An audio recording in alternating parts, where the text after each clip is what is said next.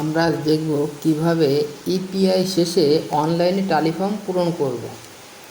প্রথমে আমরা প্লে স্টোরে গিয়ে প্লে স্টোর থেকে DHIS2 অ্যাপসটি ডাউনলোড করে ইনস্টল করে নেব। ইনস্টল হওয়ার পরে প্রতিটি উপজেলায় আলাদা আলাদা ইউজার নেম এবং পাসওয়ার্ড দেওয়া আছে। আমরা উক্ত ইউজার নেম এবং পাসওয়ার্ড ব্যবহার করে অ্যাপটি ওপেন করব। ওপেন করার পরে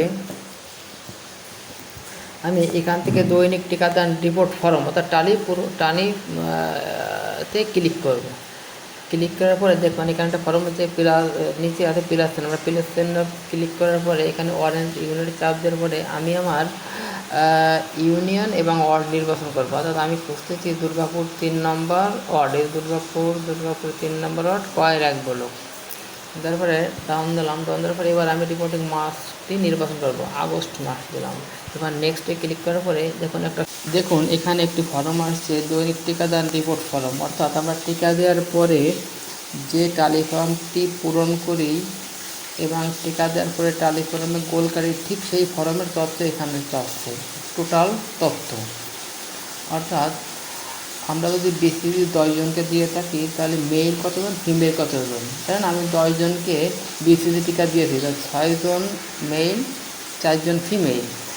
0 ডোজ OPV, 0 ডোজ OPV খুব কম হয়, 2-1টা হতে পারে, কোনো ক্যাম্পে নাও হতে পারে। দেন আমার এই ক্যাম্পে একজন 0 ডোজ টিকা পেয়েছে, সে মেল। প্রথম ডোজ OPV পেয়েছে, দেন প্রথম ডোজ OPV পেয়েছে মেল 5, ফিমেল 4। OPV দ্বিতীয় ডোজ মেল পেয়েছে 5, ফিমেল পেয়েছে 4।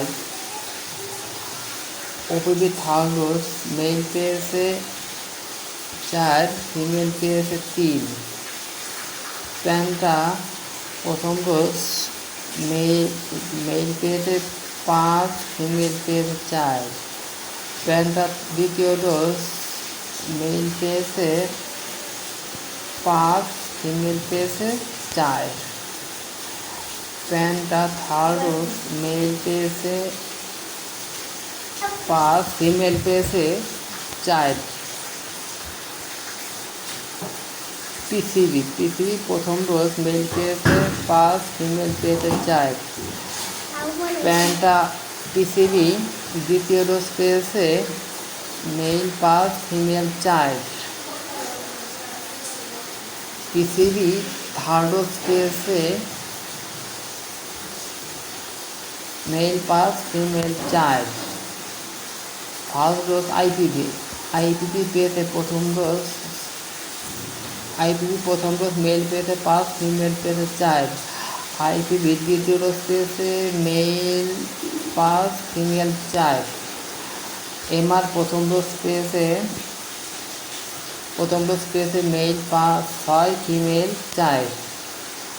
এমআর দ্বিতীয় ডোজ পেয়েছে মেল 4, ফিমেল 3।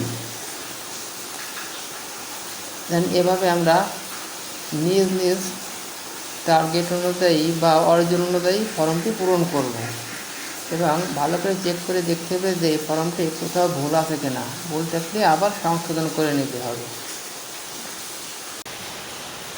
এখন আমি পরবর্তী অপশনে দেবো, অর্থাৎ টিকা প্রাপ্ত এবং খরচের ফাইল। এখানে ডান সাইডে উপরে টিকা প্রদানের তথ্যের পরেই টিকা প্রাপ্তির ঘরে এখানে ক্লিক করার পরে ওই উক্ত পেজটি ওপেন হবে। ওপেনের পরে দেখবো আমি আজকে কয়টা BCG দেবে, একটা। আমি জেলে BCG টিকা দিয়েছি, জেলে একটাই খরচ করছি, একটা শেষ। প্যানটা যদি 10টা পেয়ে থাকি, আমি খরচ করছি ধরেন 8টা।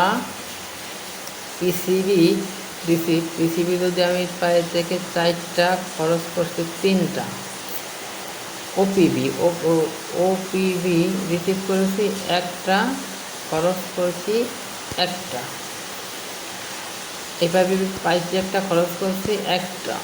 এখন এমআর একটা পেয়েছি, খরচ হয়েছে 1টা।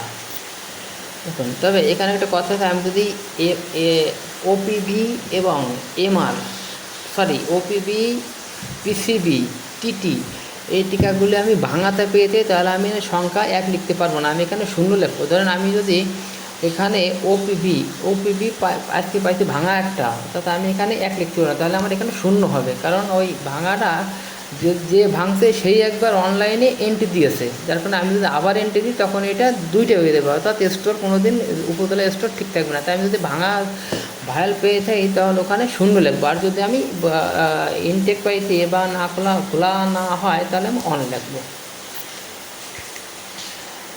এবার দেখুন আমার এই ফর্মটা পূরণ করা হয়ে গেছে। পূরণ করার পরে আমি এই টিক চিহ্নে ক্লিক করবো। ক্লিক করার পরে ব্যাক স্পেস চাপ দেওয়ার পরে এখানে সেভের একটা আইকন আসবে নিচে কোনায় নীল ঘরের ভিতরে, ওখানে চাপ দেওয়ার পরে এটি আমি সেভ করতে বা ডাটা সেভ করতে চাচ্ছি কিনা সেই তথ্যটি আসবে, তখন আমি ইয়েস দিই, সেভ হয়ে যাবে। এখন সেভ হওয়ার পরে ধরেন আমার সেভ হয়ে গেছে, সেভ হওয়ার পরে আমার যদি এটা ভুল থাকে, ধরেন আমার এখানে ভুল আমি দেখছি তো আমার টালিতে সেন্ড করা হয়ে গেছে কিন্তু ভুল হয়েছে, তখন আমি এটাকে আবার ওপেন করব। ওপেন করার পরে উপরে দেখুন তিনটে ডট আছে, ডটে ক্লিক করলে এখান থেকে রিওপেন, আমি রিওপেনে ক্লিক করলেই এটা আবার ওপেন হয়ে যাবে। আমি আবার আমার মনের মতো করে বা সঠিক তথ্য দিয়ে এটা পূরণ করে আবার এখানে সেভ করে নিতে পারবো। ধন্যবাদ সকলকে।